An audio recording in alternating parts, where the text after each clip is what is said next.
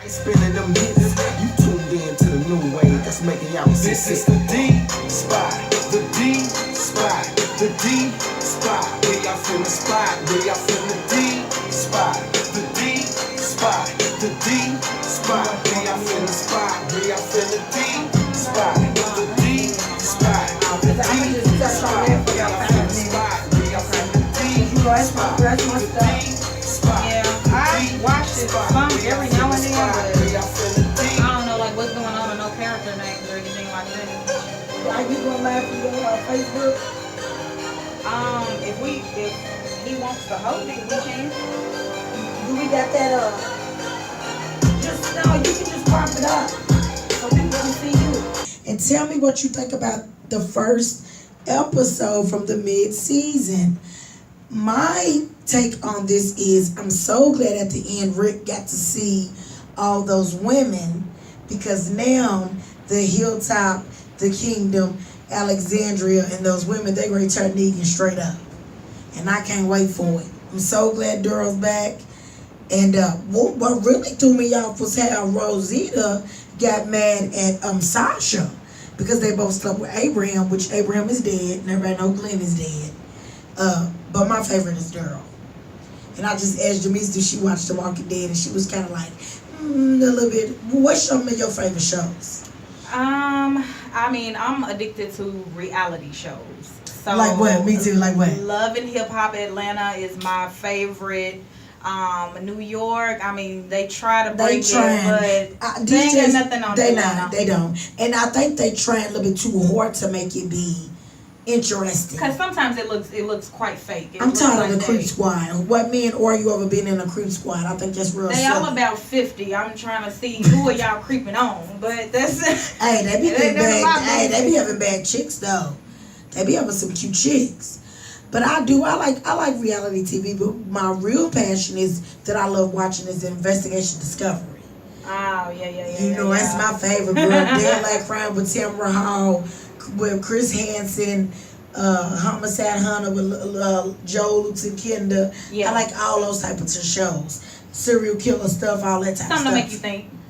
Exactly. Because people walk around in this world and don't think this stuff won't happen to them. Yeah. You gotta think it's a lot of pedophiles and a lot of serial killers and rapists and all of that out of her. It was one night, girl, I watched a show that was on Vanity Fair Confidential, and he was called the Ether Man.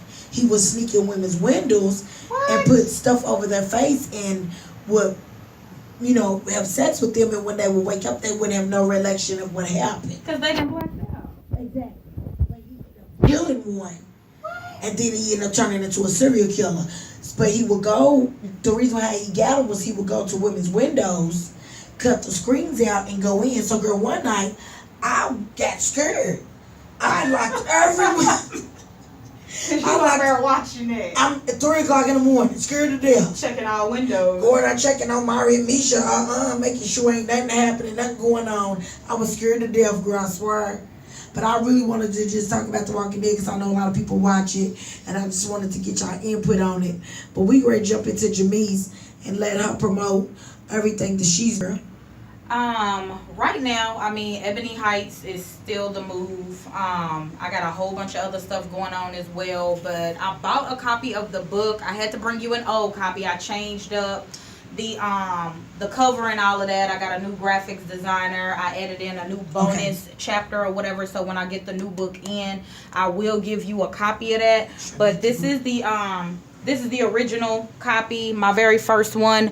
As y'all can tell, I was a struggling artist, so my cover is not up to par, but everything that I did with this book, I did it out of my own pocket. Nobody helped me do anything as far as trying to figure out how to publish it on my own, like, you know what I'm saying, just the business side of how to self-publish a book. Like, I had to go through the struggles of that. But explain that to everyone who, like, for me, I'm about to start writing my book, so explain to the people how you went back doing yours.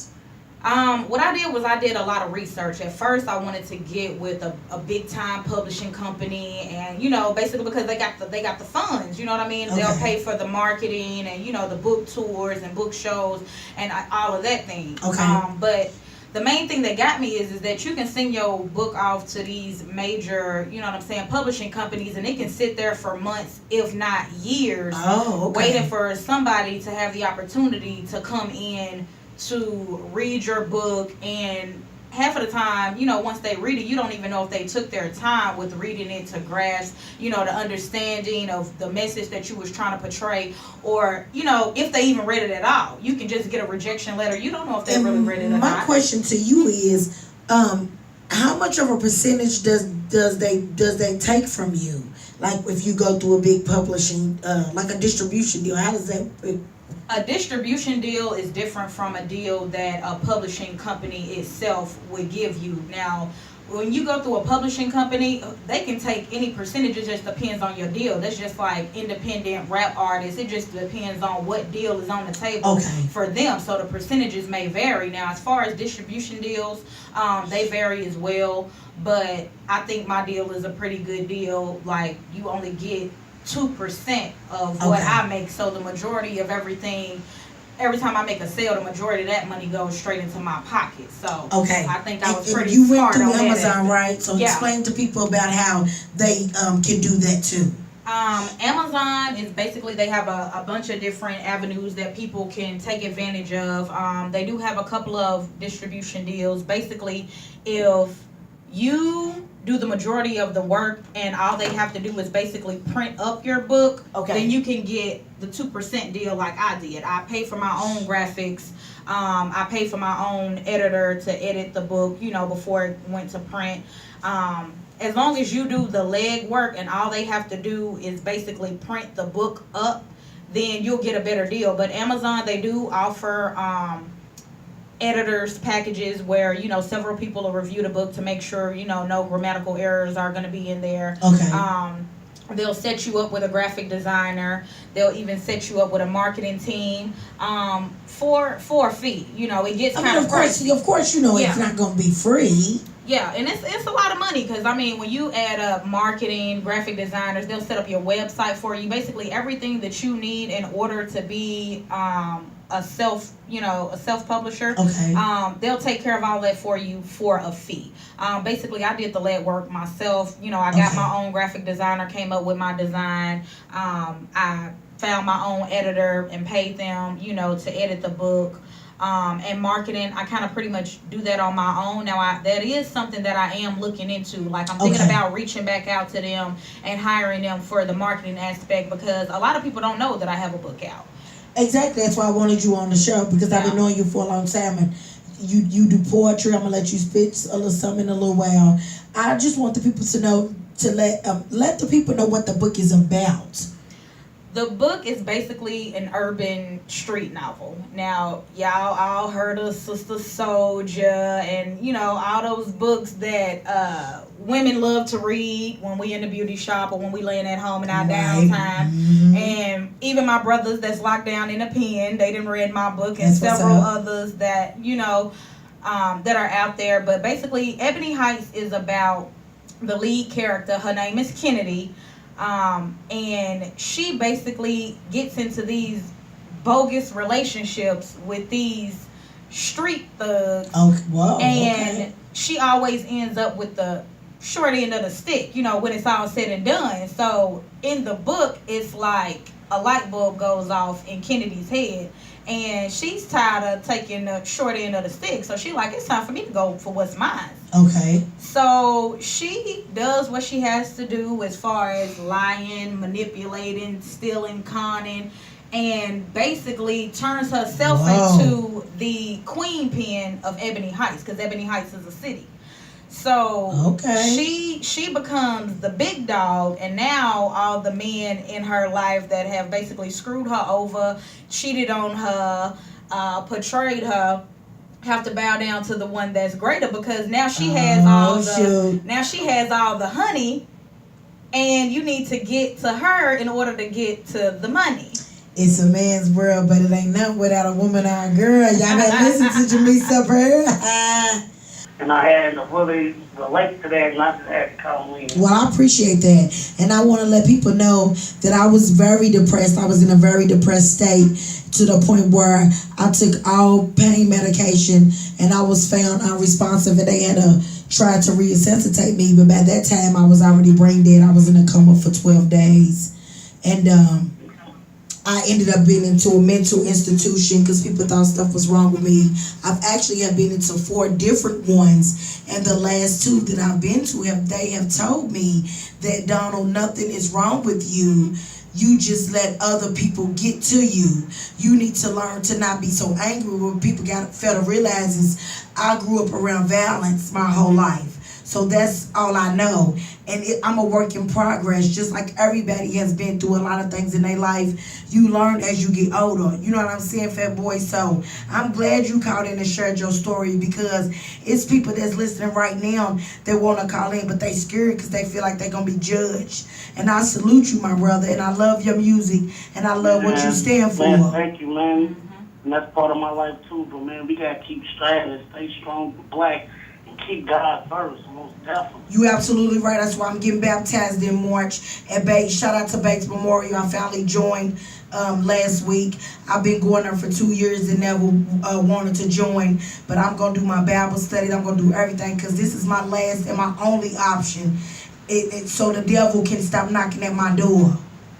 So sometimes we need God, because I done reached out to every other avenue and nothing has helped. So I'm going to turn it over to him. And just know I might make a mistake again, but I'm going to get it, and you going to get it too. You know what I'm saying? But it's okay for that, because, you know, what I was taught was you got to make mistakes to learn from them. You right. You absolutely right. I'm glad you shared your story. I just want to say, keep starting, man. You some much love from CC, you know, 97 Beats and the spot, man. We just surprised our man, and I love y'all, man. Thank you very much for calling in. I appreciate that. Shout out to Fat Boy. Y'all need to make sure y'all go on YouTube. Go on and tell them what they need to do to watch that new hot video we got. Yeah, man, get back to the money, man. We got above the class too, man. King Doe, man. Mixtape just dropped and all of that, man. Just go on our platform at CCE, February CCE, those CCEs, man. On Earth platform, man. Much love. Much love to you too, baby. You stay careful and be safe out here.